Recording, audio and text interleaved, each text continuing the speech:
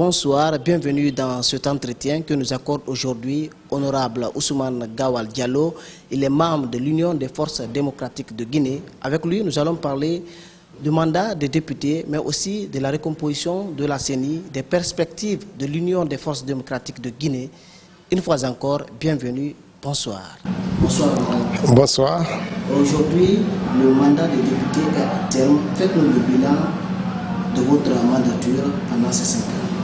Disons que la presse aura la primeur du bilan que le parti fera, qui sera animé par le vice-président Fodéoussou Fofana et qui est en même temps président du groupe parlementaire. Nous allons, dans un bref délai, nous prêter au jeu pour dire notre contribution pendant cette législature qui a duré 5 ans. Mais pour dire globalement, le Parlement guinéen, pendant ces 5 dernières années, a voté un peu plus de 223 lois et 8 résolutions.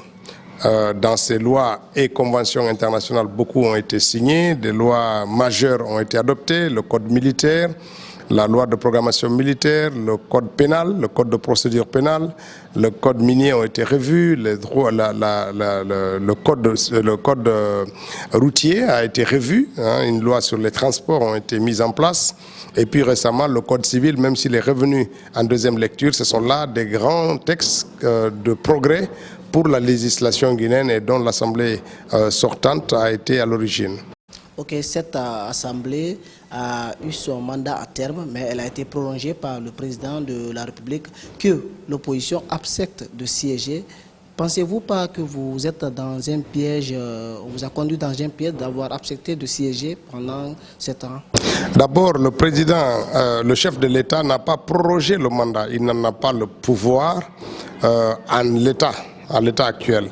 Il a demandé l'avis de la Cour constitutionnelle sur les possibilités de proroger le mandat de l'Assemblée nationale. Il me semble que la Cour, dans ses conclusions, dans l'avis consultatif qu'il a publié, dit clairement qu'il n'y a pas de moyens juridiques qui soient conformes à l'article 30 sur le règlement intérieur.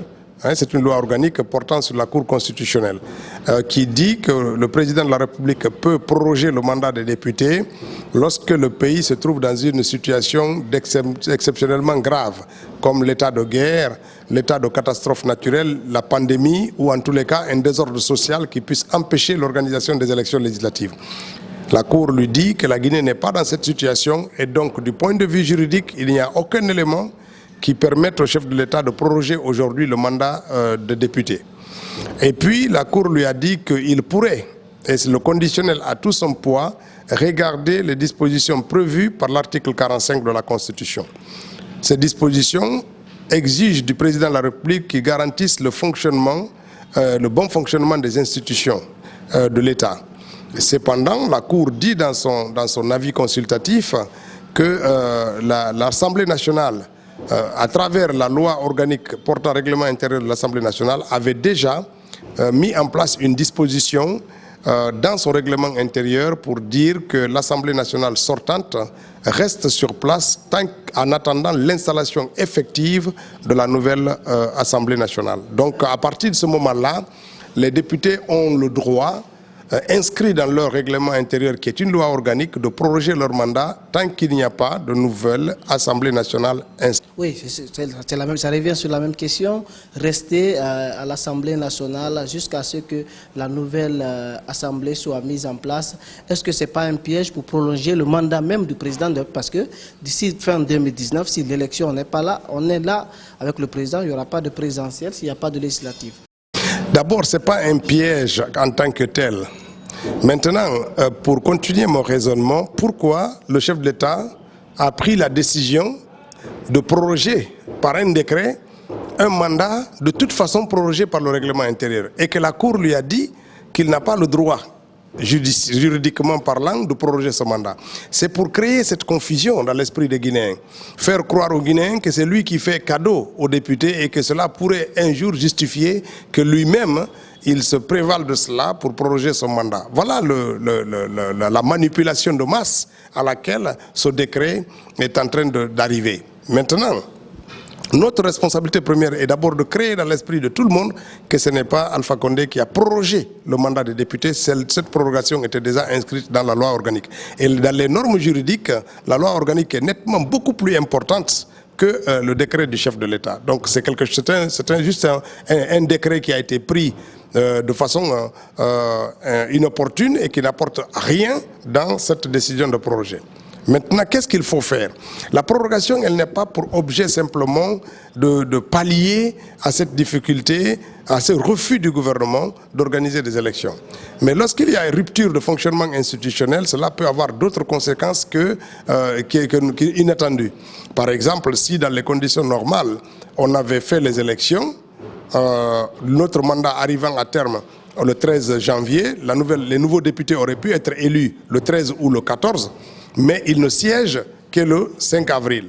Entre le 13 décembre, janvier, fin de notre mandat, et le 5 avril, le début du mandat des nouveaux députés, si le président de la République décède, qui va le succéder?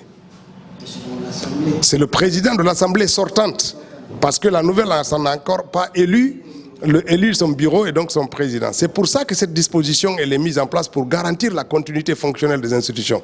Ce n'est pas pour dire si on refuse d'organiser des élections. Le refus des organisations des élections, la Cour dans son avis dit au président de la République que ça c'est une disposition constitutionnelle à laquelle il devait veiller. Et c'est son travail de veiller au bon fonctionnement des institutions de l'État. Et la CENI, c'est une institution. Son bon fonctionnement réside dans sa capacité à respecter les délais et à organiser des élections. Et le président de la République a failli à son devoir en ne veillant pas à ce que la CENI tienne compte de ça et organise des élections à date.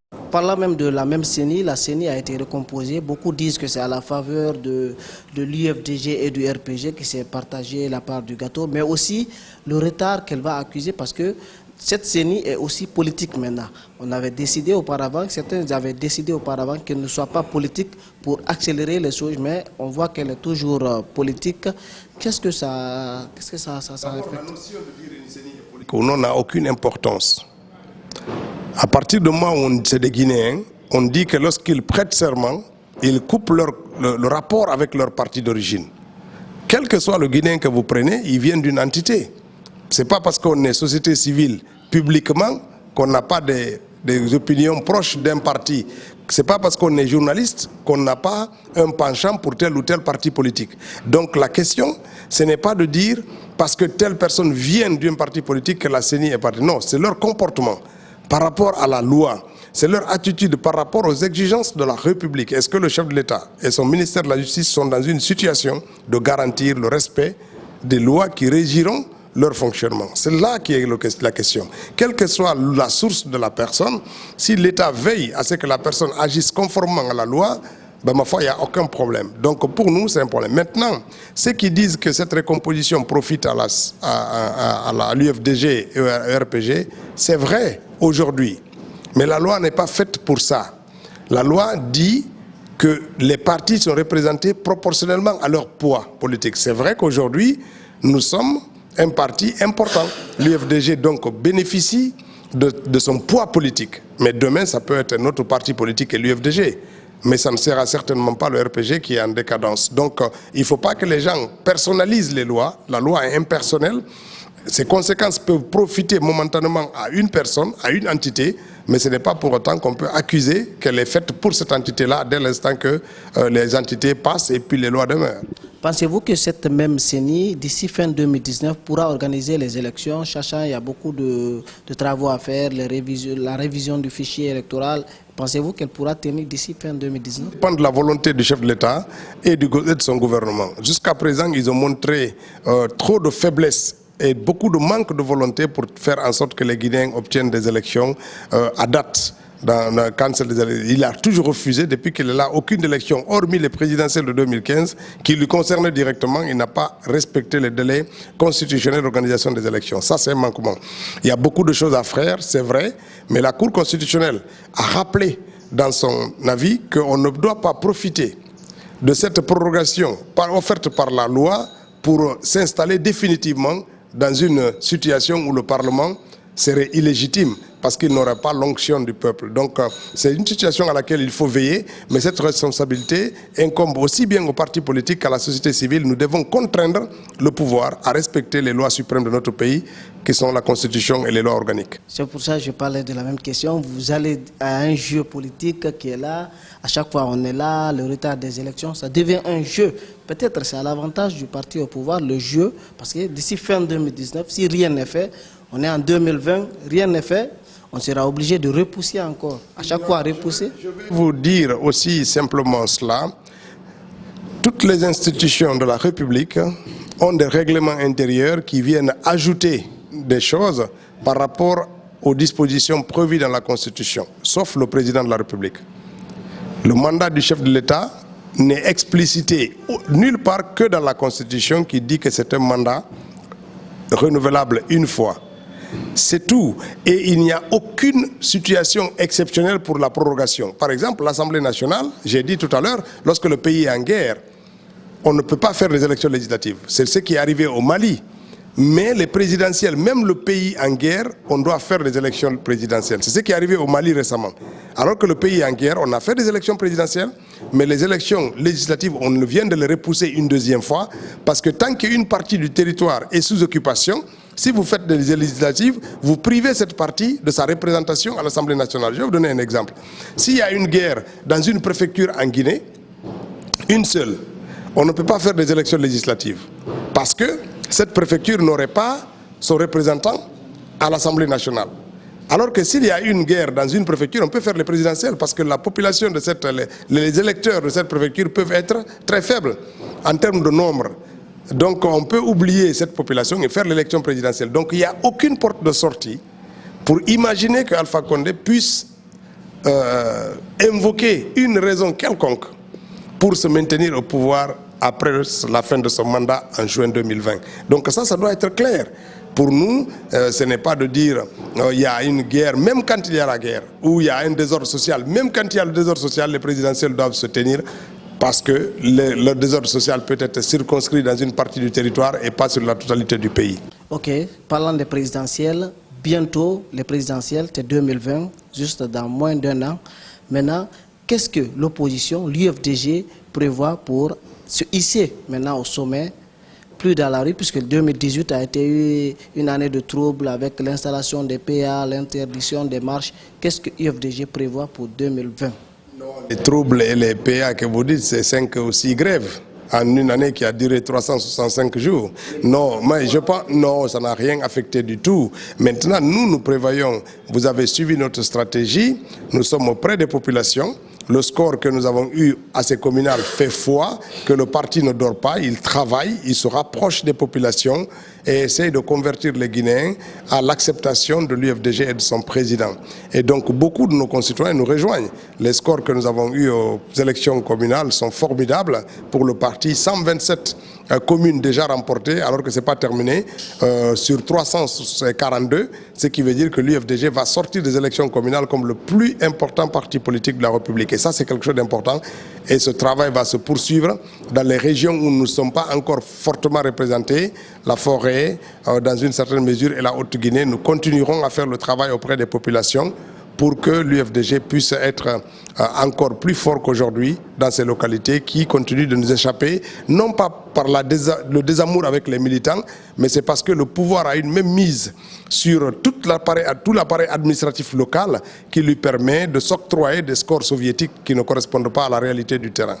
Ok, on voit dans les pays voisins que l'opposition se hisse maintenant au sommet. On voit des pays voisins où l'opposition a remporté les présidentielles.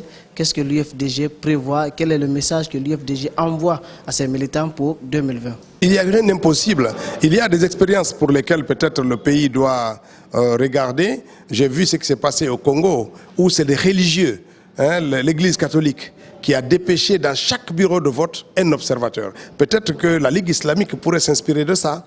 Les chrétiens de Guinée pourraient peut-être s'inspirer de ça pour aider à la manifestation de la vérité. Ce sont des expériences. Ça veut dire que la société civile, lorsqu'elle le veut, elle peut encourager ce type d'initiatives qui peuvent concourir à la stabilité, à la paix, parce que cela va conduire à une meilleure transparence des élections. L'UFDG continue à faire son travail et encourage les Guinéens à faire en sorte de préserver les acquis démocratiques que nous avons, de préserver notre constitution et de faire en sorte que la Guinée ne soit pas maintenue comme le dernier pays de l'Afrique de l'Ouest qui n'a pas encore connu de